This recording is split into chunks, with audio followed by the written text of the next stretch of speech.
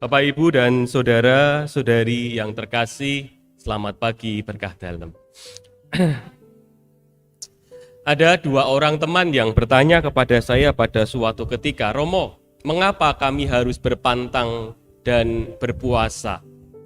Lalu saya hanya meminta mereka untuk melakukan suatu hal. Saya meminta kepada seorang dari mereka, saya mengatakan, "Coba kamu dalam seminggu ini pantang satu hal." Apa itu, Romo? Pantang misuh. Misuh itu bahasa Indonesia ini apa? Mengumpat. Dan benar, dalam seminggu dia pantang mengumpat, dan seminggu kemudian dia bertemu dengan saya, dan ketika bertemu dengan saya mengatakan, "Bagaimana rasanya?" "Romo, berkali-kali saya mengalami pengalaman apa? Mak jegagi itu bahasa Indonesianya pokoknya apa terjemahannya? Pokoknya dikagetkan. Rupanya kata-kata kasar itu sangat mudah muncul dari mulut saya selama ini. Rupanya kata-kata kasar itu sangat mudah muncul dari mulut saya. Hal yang tidak saya sadari mudah sekali keluar dari mulut saya. Mak jegagi. Nah, hal kedua, orang kedua saya minta untuk melakukan ini. Coba mulai hari ini dari jam 6 sore sampai jam 9 malam, seorang ibu, tolong ibu tinggalkan HP. Tinggalkan HP.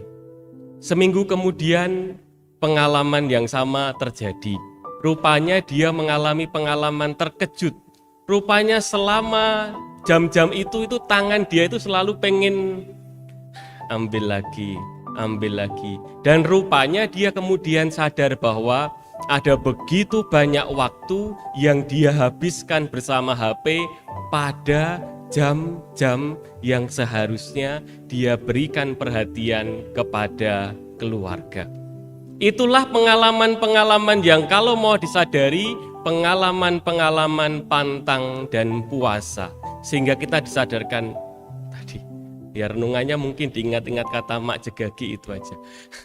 Diingatkan tentang situasi di mana saya ini kadang-kadang menjadi begitu latah, begitu biasa dengan hal-hal yang saya lakukan. Maka benar Paus Fransiskus mengatakan tentang pengalaman pantang puasa pada masa Prapaskah itu seperti halnya demikian. Kalau biasanya kita naik mobil atau naik motor dengan kecepatan yang tinggi, hidup kita itu berjalan dengan begitu bebasnya, kali ini kita jalan kaki. Ketika kita jalan kaki, kita bisa melihat, oh ada biasa ya di sini itu burung terbang ya. Oh biasa, oh di bawah ini rupanya ada batu yang kalau tidak hati-hati saya bisa kesandung. Oh biasa saya lihat lalu bisa ketemu orang, menyapa dan sebagainya. Situasi yang membuat kita sadar, saya bisa lebih waspada di tengah kehidupan. Ngerem sebentar untuk melihat situasi kehidupan kita.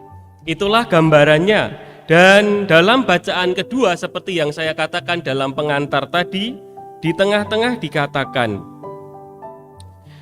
air itu melambangkan pembaptisan yang kini menyelamatkan kamu, bukan dengan membersihkan kenajisan jasmani. Kekurangan masih ada, diri kita itu masih sangat mungkin berdosa dan bersalah. Melainkan dengan memohonkan hati nurani yang baik kepada Allah berkat kebangkitan Yesus Kristus. Tetapi diri badan kita yang masih najis, yang masih bisa berdosa ini memiliki kekuatan di dalamnya, yaitu hati nurani yang baik. Dengan pengalaman-pengalaman apa yang namanya tadi, pengalaman-pengalaman diingatkan dalam pengalaman pantang dan puasa ini, hati kita terbentuk. Demikianlah kita menjadi pribadi-pribadi yang dalam arti tertentu berproses. Maka saya bisa mengatakan bahwa yang salah itu bukan orang yang bertobat. Orang yang bertobat itu tidak salah. Dalam arti tertentu dia sudah mengalami proses untuk memperbaiki diri. Yang salah itu adalah orang yang berdosa tetapi tidak sadar akan dosanya. Itulah yang disebut sebagai berkubang dalam lumpur dosa.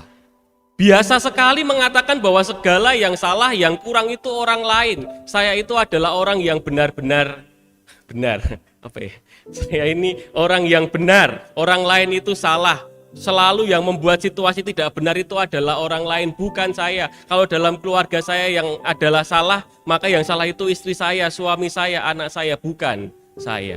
Mawas diri masa Prapaskah membantu kita untuk menyadari memiliki hati nurani yang baik. Menyadari apa yang kurang, apa yang salah. Dalam bahasa tertentu, bahasa Jawanya dodo. Dodo itu apa? Mengakui saya ini manusia yang lemah, saya ini manusia yang mungkin salah, dan saya siap untuk memperbaiki diri. Tapi memperbaiki diri itu tidak mudah, tetapi itulah orang-orang yang masih bisa mau memperbaiki diri, itulah yang akan diselamatkan. Itulah gambaran tentang Nabi Nuh, tentang Nuh, pribadi yang pada masa itu hanya dialah yang bisa mendengarkan suara Tuhan. Ketika dia mendengarkan suara Tuhan, permintaannya banyak. Apa yang dia harus korbankan ada, yaitu apa yang kita lihat dengan dia harus membuat bahtera, menyelamatkan sekian banyak hewan, menyelamatkan keluarganya, dicaci maki, diejek oleh orang-orang sekitar karena membuat bahtera sekian besar di tengah kegersangan yang terjadi pada waktu itu. Tetapi dialah yang dengan susah payah memperbaiki diri, dengan demikian dia menyelamatkan dirinya sendiri dan keluarganya. Bapak, Ibu, dan saudara terkasih, mungkin kita juga bisa melihatnya sebagai jalan pertobatan kita. Mungkin saya adalah orang yang harus bertobat supaya diri saya selamat, supaya keluarga saya selamat. Kalau harus meminta orang lain terus untuk berkorban, tidak akan terjadi. Saya adalah pribadi yang siap berkorban untuk keselamatan diri saya, keselamatan keluarga saya, keselamatan kebaikan komunitas gereja saya. Demikian juga apa yang dialami oleh Yesus selama 40 hari di padang gurun adalah peristiwa yang mengajarkan kepada kita tentang 40 hari masa di mana dia merenung, masa di mana dia ada bersama dengan Tuhan, dan dengan demikian siap dengan berbagai godaan.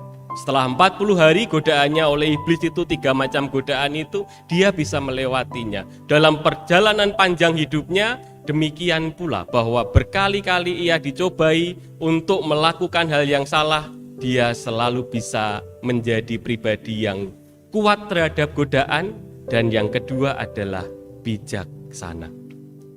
Ini yang mungkin menjadi buah dari pertobatan kita. Buah dari pertobatan kita adalah yang pertama, kuat terhadap godaan, yang kedua, bisa menjadi pribadi yang bijaksana, mampu mengambil keputusan yang baik juga dalam situasi yang buruk.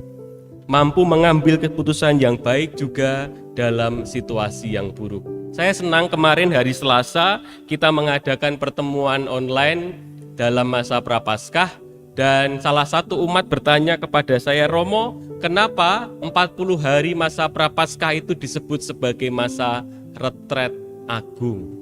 Jawabannya sederhana, agung karena besar, retret karena memang retret itu artinya mengundurkan diri, retreat, mengundurkan diri, mengerem segala keinginan supaya kita bisa maju dengan lebih waspada lagi.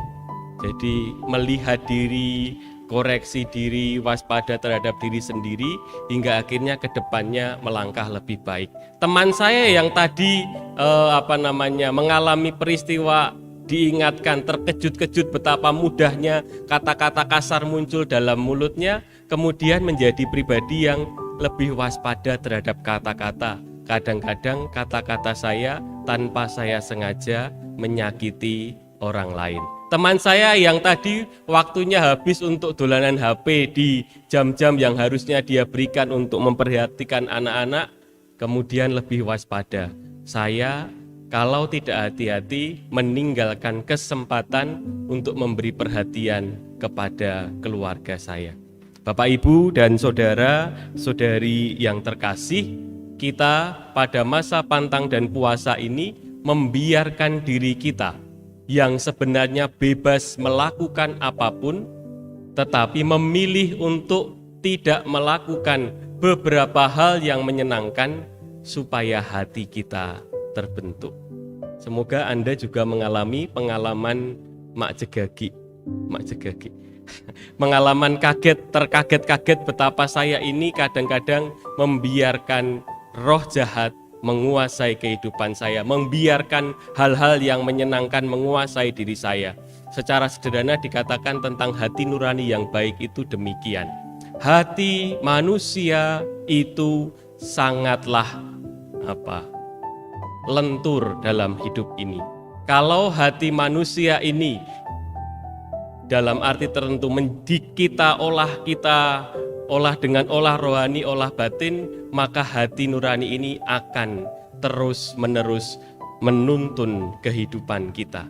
Tetapi kalau tidak pernah kita olah, maka yang akan menuntun diri kita adalah nafsu, keinginan, dan berbagai hal yang fisik yang menjadi hal yang menyenangkan diri kita.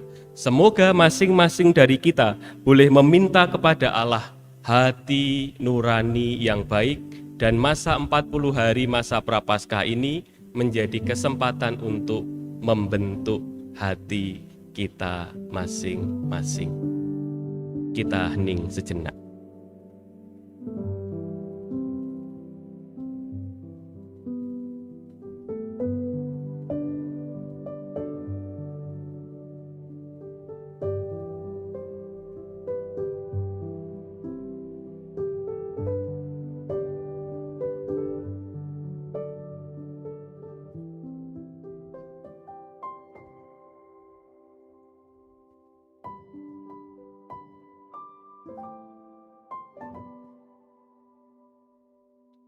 Allah yang agung, biarkan kami sadar bahwa ini masa Prapaskah ini adalah kesempatan bagi kami untuk membentuk hati kami, membiarkan Engkau menuntun hidup kami, membiarkan hati kami terikat kepadamu, sehingga diri kami dituntun oleh hati nurani dan tak sekedar dituntun oleh hal-hal indrawi yang kadangkala menyesatkan kami. Kemuliaan kepada Bapa dan Putra dan Roh Kudus, seperti pada permulaan, sekarang, selalu, dan sepanjang segala abad.